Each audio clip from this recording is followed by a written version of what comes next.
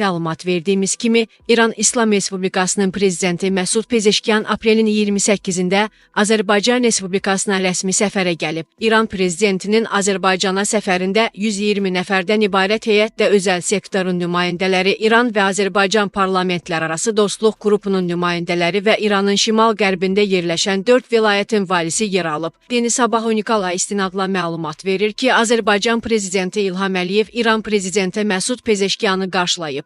Hər iki lideri birgə şəkil çəkdirib. Maraqlısı budur ki, çəkiliş vaxtı İran liderinin arxasında dayanan şəxs diqqət çəkib. Məlumata görə o, Müdafiə və Silahlı Qüvvələrə Dəstək Nazirliyinin prezidenti müdafiə qrupunun rəhbəri Əmir Seyid Məhəmməd Rza Hüseynidir. Ordu qarnizonunun komandiri olmuş general həm də İbrahim rəisinin dönəmindən etibarən prezidentin xüsusi köməkçisidir. O, protokol qaydalarına görə hər vaxt başqa dövlətlərin rəsmilərini yola salanda və qarşılayanda onları müşayiət edir. Prezidentlər təntənəli kortejdən keçəndə və ölkələrin dövlət himnləri səsləndiriləndə onların yanında dayanır. Həmçinin komandanlığa nəzarət, qarşılanma və yola salma tədbirlərinin təşkili də İran prezidentinin köməkçisinin vəzifələrindəndir. Prezidentin köməkçisinin xarici səfərlər zamanı başqa mühüm vəzifəsi dövlət başçısını rəsmi mərasimlərin sirləri ilə yaxından tanış etmək, həyata keçirilməsi lazım olan gülqoyma mərasimləri, xatirə kitabına imza atmaq və bu kimi məsələlərdən tam bilik tələb edən mərasim ayinlərinin dəqiq yerinə yetirilməsinə xüsusi qayğı ilə yanaşmaqdır.